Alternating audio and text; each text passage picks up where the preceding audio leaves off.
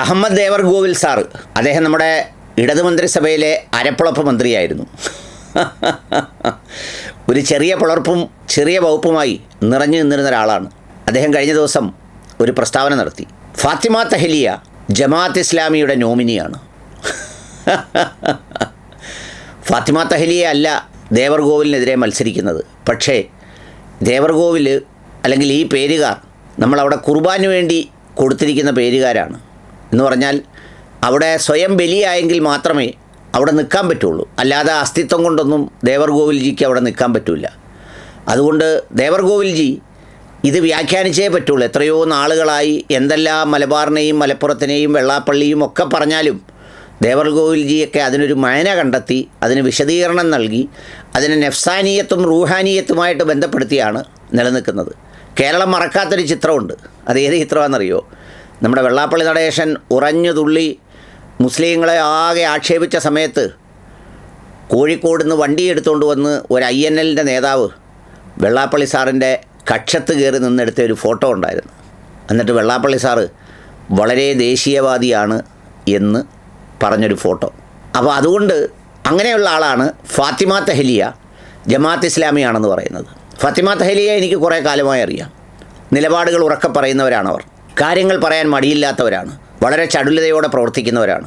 ചിലപ്പോൾ പറയുന്നത് അല്പം കടന്നു പോകുന്നു എന്ന് ചിലപ്പോഴെങ്കിലും ആരെങ്കിലും പറഞ്ഞു പോകുന്ന ഒരു പരിമിതിക്കപ്പുറം ഫാത്തിമ തഹ്ലിയ എന്തുകൊണ്ടും ഇന്നത്തെ കാലത്തിന് ഈ പറയുന്ന ഒരു സമൂഹത്തിൻ്റെ ശബ്ദമാകാൻ, അല്ലെങ്കിൽ അവർക്ക് ഒരു വിഷയങ്ങളെ ഏറ്റെടുക്കാൻ നിർഭയത്വവും സംരക്ഷണവും ഉണ്ട്.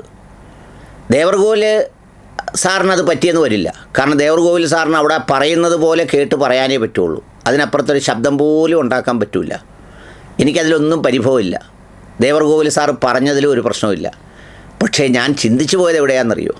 മുസ്ലിം ലീഗ് അടക്കത്തിലും ഒതുക്കത്തിലും മിതത്വത്തിലും പറഞ്ഞപ്പോൾ അതിന് ചൂട് പോരാ, തീവ്രത പോരാ, കടുപ്പം പോരാ, രുചി പോരാ എന്നൊക്കെ പറഞ്ഞ് ആവേശം കയറ്റി അന്ന് മാധ്യമം പത്രവും പിന്നെ എല്ലാവരും കൂടി പിടിച്ചോണ്ടിറങ്ങിയതാണ് നമ്മുടെ സുലൈമാൻ സേട്ടു സാഹിബ് എന്ന ഇന്ത്യ കണ്ട ഏറ്റവും വലിയൊരു നേതാവിനെ.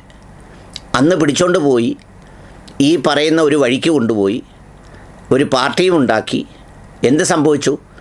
അദ്ദേഹത്തിൻ്റെ ഓർമ്മകളിൽ ഈ പറയുന്ന കേട്ട് നിൽക്കുന്ന ആളുകളുടെ ഹൃദയത്തിൽ സേട്ടു സാഹിബ് എന്ന് പറയുന്ന ഒരു ഓർമ്മയ്ക്കപ്പുറത്ത് അടയാളപ്പെടുത്താൻ ഒരു കെട്ടിടം പോലും ഈ നാട്ടിലില്ലാതായിപ്പോയി. ലീഗിൽ നിന്നാണ് അദ്ദേഹം മരണപ്പെട്ടതെങ്കിൽ കേരളമൊട്ടാകെ അദ്ദേഹത്തിൻ്റെ പേരിൽ പല സ്ഥലങ്ങളിലും ഇന്ന് CH സെൻറ്റർ പോലെ അല്ലെങ്കിൽ മറ്റു പലതും പോലെ ഓർക്കപ്പെടുന്ന, ഓർമ്മിക്കപ്പെടുന്ന, ദുആ ചെയ്യപ്പെടുന്ന സ്ഥാപനങ്ങൾ ഉണ്ടാകുമായിരുന്നു. അദ്ദേഹം പോയതുകൊണ്ട് രാഷ്ട്രീയമായി വല്ലതും ഉണ്ടായോ? ഇന്ത്യയിൽ മാറ്റം ഒന്നും ഉണ്ടായില്ല. ലീഗിന് വല്ല ക്ഷീണവും സംഭവിച്ചോ? ഒന്നും സംഭവിച്ചില്ല. അദ്ദേഹത്തിൻ്റെ ബോധ്യത്തെ അദ്ദേഹം തുറന്നു പറഞ്ഞു പോയി എന്ന് മാത്രമേ പറയാൻ പറ്റുള്ളൂ. പക്ഷേ അതിൻ്റെ പേരിൽ കുറേ പേര് അനാഥരായി. എന്ന് പറഞ്ഞാൽ അന്ന് അദ്ദേഹത്തോടൊപ്പം പോയിട്ട് തിരിച്ച് ലീഗിൽ വന്നെങ്കിലും അവരെ വിശേഷിപ്പിക്കുന്നത് പഴയ INLകാരെന്നാണ്.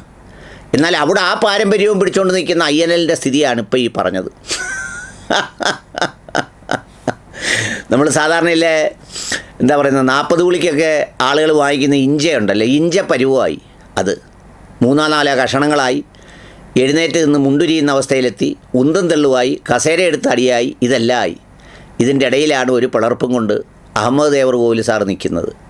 സാറാണ് ഈ പറയുന്ന ജമാഅത്ത് ഇസ്ലാമിയാണെന്ന് പറയുന്നത്. അത് കേട്ടാരും അത് സാറിൻ്റെ അഭിപ്രായമാണെന്ന് വിചാരിക്കരുത്. ഇതേ ജമാഅത്ത് ഇസ്ലാമി ആയിരുന്നു അന്ന് INLൻ്റെ ആത്മീയ സംഘടന, അല്ലെങ്കിൽ ആത്മീയ ദർശനം പകർന്നു നൽകിയവർ. സേട്ടു സാഹിബിന് ആത്മീയ ദർശനം പകർന്നു നൽകിയത് ജമാഅത്ത് ഇസ്ലാമിയായിരുന്നു. ഇപ്പോൾ കാലം മുന്നോട്ട് പോയപ്പോൾ കോഴിക്കോട് പിടിച്ചു നിൽക്കാൻ എന്തെങ്കിലും മാർഗം തേടുന്നതിനിടയിൽ അദ്ദേഹം സ്ഥാനാർത്ഥിയാണ്. അതുകൊണ്ടാണ് ഫാത്തിമ തഹ്ലിയയെ ജമാഅത്ത് ഇസ്ലാമി ആക്കി അദ്ദേഹം ചിത്രീകരിച്ചിരിക്കുന്നത്. അത് കണ്ടപ്പോൾ ഇനിയിപ്പോൾ സേട്ടു സാഹിബിനോട് പറഞ്ഞിട്ട് കാര്യമില്ല. പക്ഷേ ആ മോഹങ്ങളുമായി ഏതെങ്കിലും പാർട്ടിയിലെ ആളുകളുണ്ടെങ്കിൽ ഇതുപോലെ ദേവർഗോവിൽമാരോടൊപ്പം ഇറങ്ങി പുറപ്പെട്ടാൽ അവസാനം സംഭവിക്കുന്നത് എങ്ങനെയായിരിക്കുമെന്ന് ജീവിച്ചിരിക്കുമ്പോൾ ഓർക്കാൻ നല്ലതാണ് ഈ പ്രസ്താവന. അതിൻ്റെ അപ്പുറത്തൊന്നുമില്ല.